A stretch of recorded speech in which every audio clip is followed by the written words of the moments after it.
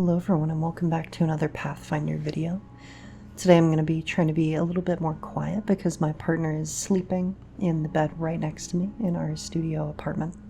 But today what I'm going to be covering is my entry into Venion Reforged's Gauntlight Invitational Tournament. This is, I'll leave a link down below, essentially a fun little minigame, and spoilers for Abomination Vaults, you'll want to duck out right now if you intend to play that campaign as a player in the future. But essentially the goal of the Invitational is you begin at the bottom here of the Gauntlight Ruins map, and you have to slay Boss Strong over here in room A10. You have to kill both of the giant flies over here in A6. And then you have to make all your way all the way over to A23 and defeat Mr. Beak in the workshop. And you have to do that entirely within initiative in as few rounds as you can muster. There are a couple of clarifications and special rules. So the characters will be level 3, which is 2 levels higher than the floor expects. Enemies will only be active, quote-unquote, when you're in the room. So for example, these mitflits can't do anything even if the door is open, but if my character were to stride in, then they would be added to initiative at the end of the round and would take their turns as normal. This rope here, you had to be a smaller creature to cross it with a balance check. And other than that, there weren't too many special rules. But as for strategy, because that's what I want to get into, I want to break down why I built my character the way I did, and what sort of strategy I was intending to employ with them. So this here is my character, Hatena. Hatena is a kobold mixed heritage human martial disciple thaumaturge. I'm going to pull up over here, Path Builder 2E, and use this to talk about my class selection, because I think that's as good a place as any to start here. So as I was going down the list of classes and formulating a basic strategy, in my mind there are 2 things that are very important. First of all, this is low level, so having high burst damage will be very effective. Your ability to 1 or 2 shot enemies is very high at this stage of the game, depending on what class you pick, and so that makes things like Barbarian, for example, or even a Fighter stand out. If you're able to get those hits in and do a large amount of damage all at once, you can progress very quickly. Secondly, however, though, something that was very important was the ability to take advantage of spellcasting. The jump spell is quite useful multiple places around the map, but in particular over here, getting into Mr. Beak's workshop here, where rather than taking the path all the way around the bridge through the locked door, another set of doors, and a third set of doors to get to the workshop, you can simply use the jump spell to leap from here to here, or even here to here, stride up and open the door yourself. And secondly, because of the Fleet Step spell, this gives you for 1 minute, or in this case 10 rounds, a plus 30 foot status bonus to your speed. For most characters, Hatena included, this will over double your speed, and so is obviously incredibly useful when a lot of those turns are going to be spent moving between your objectives with Boss Strong, the flies over here, and then finally Mr. Beak. And finally, Runic Weapon is a key ingredient of what makes the build work. Having striking runes at this level, and as well having the +1 potency ability, over doubles your expected damage for most classes, because you get that second weapon die on your attacks and a +1 from the potency effect. So having access to spellcasting and burst damage were the two sort of highest priorities here. And so that kind of narrows it down. You can't do Alchemist, Animist, not really so much because you don't have that burst. Barbarian can't cast the spells, Bard, for example. And so that kind of narrows it down all the way to the Magus or the Thaumaturge. I was considering very briefly trying to go for Combat Witch, and I'll get into that in a minute here. But I did decide finally on Thaumaturge. In particular, I decided on Thaumaturge for a couple of reasons. The ability to use Scroll Thaumaturgy to take advantage of any spells, first or second rank, by having just scrolls of them purchased.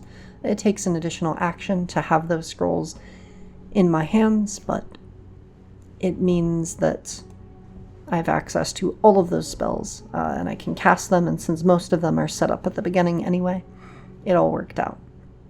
But secondly, in addition to having incredible damage with the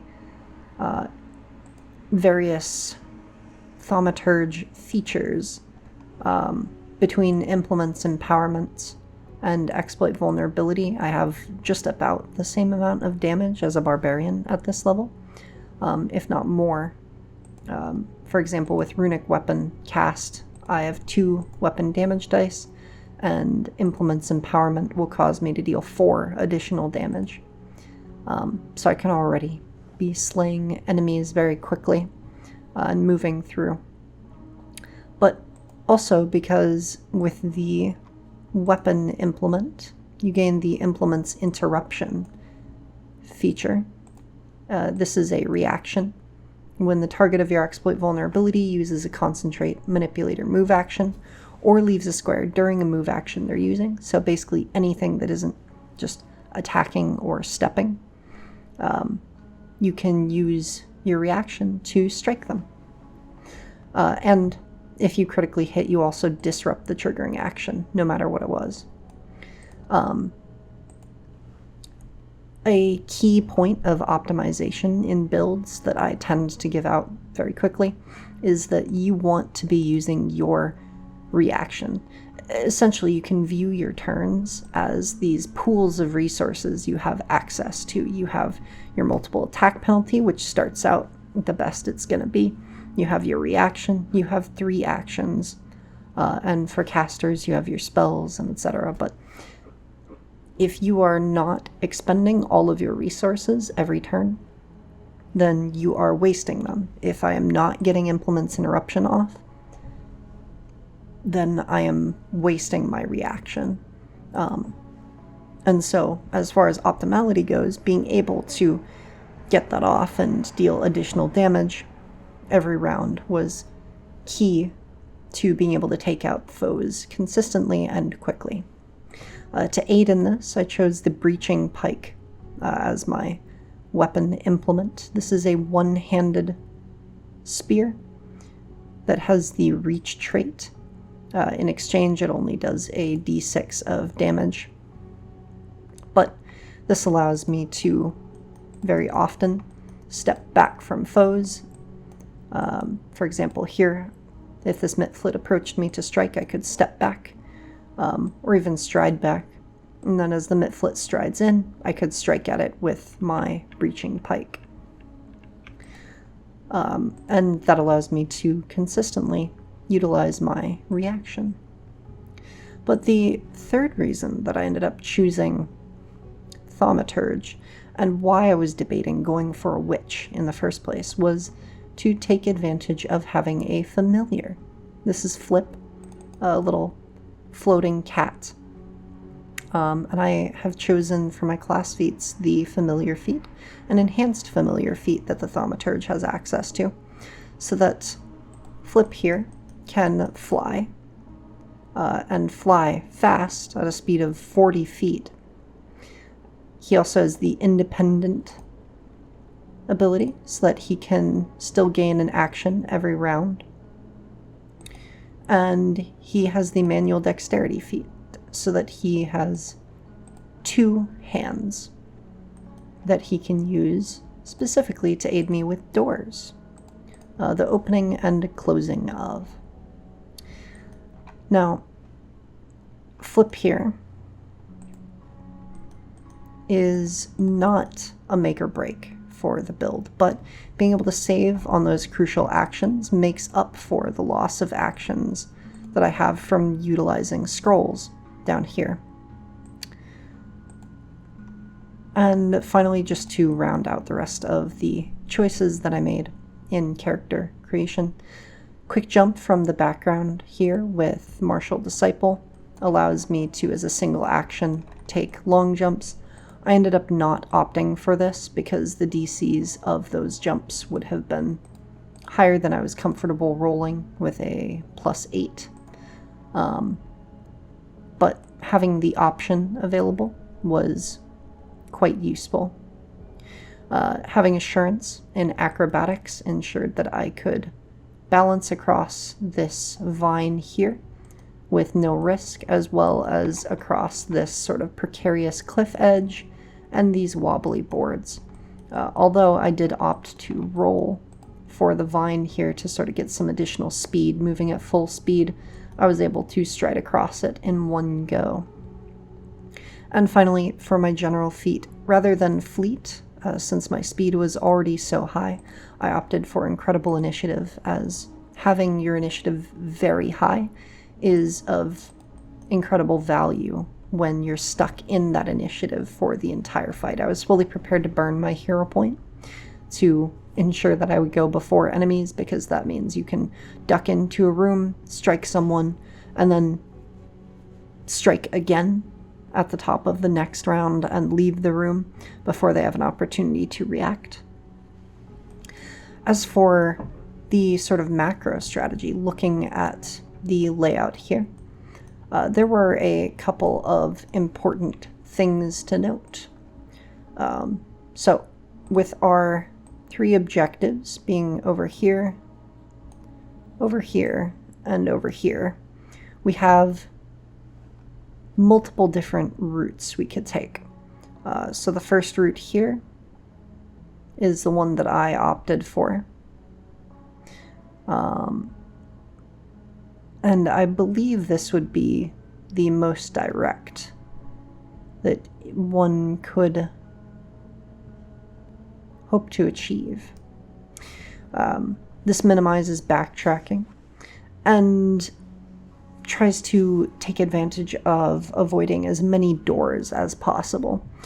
There are several different breakpoints that one might run into.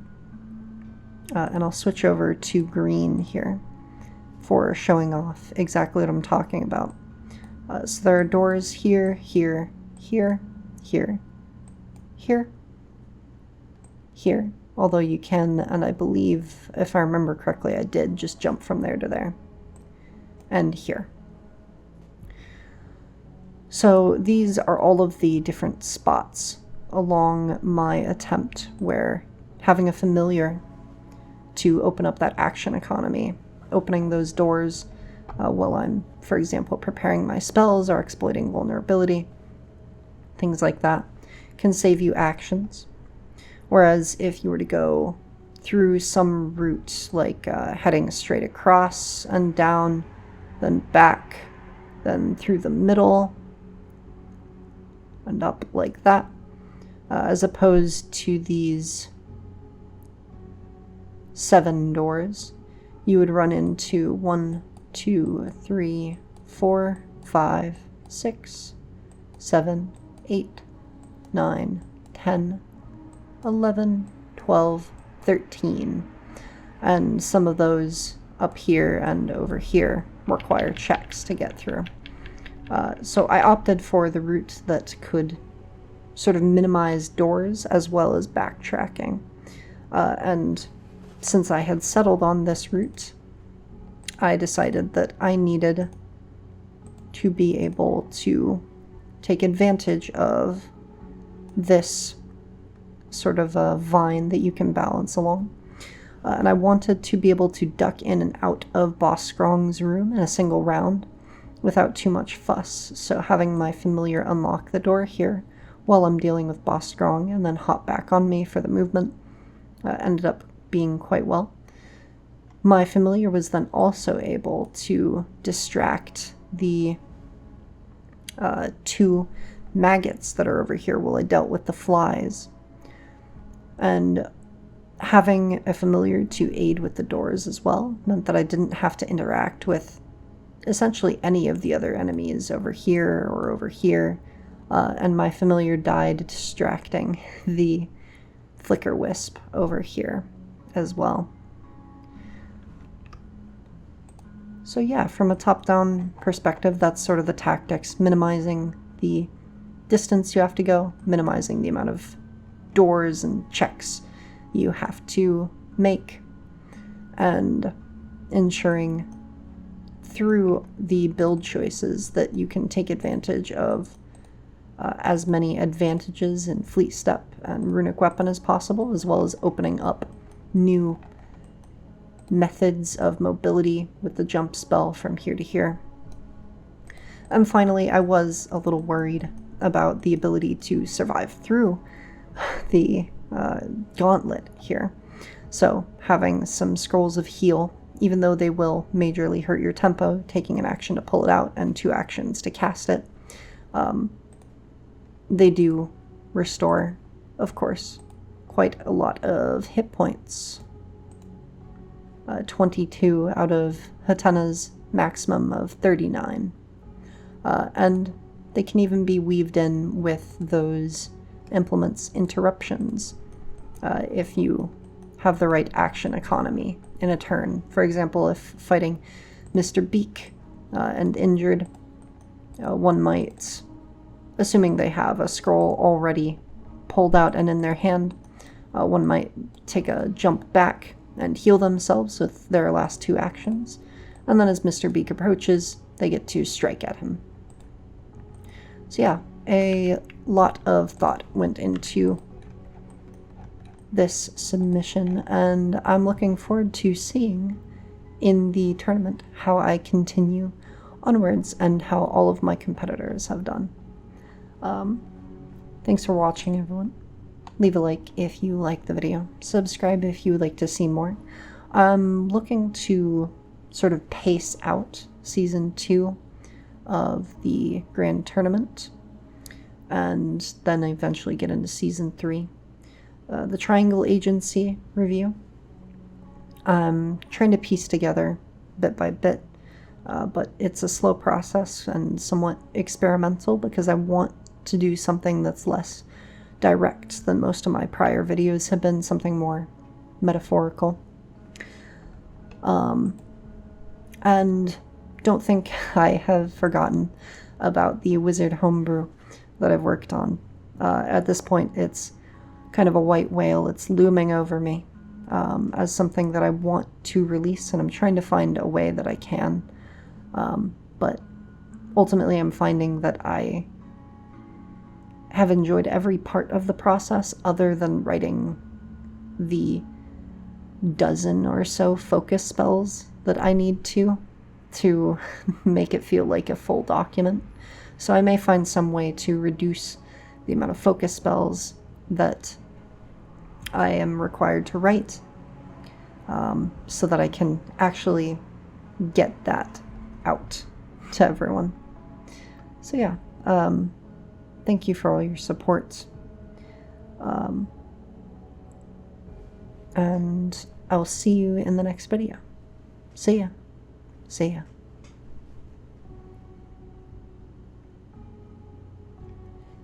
Thanks to my Ko-fi supporters. Donating as a one-off, we have Alpot 4065, And then donating at the few bucks support monthly tier, we have Streggy, Taran, Phoenix FH, Kizo, and Max Magnus 20,019. Thank you all for your support. It means a lot to me. And I'll see you next time.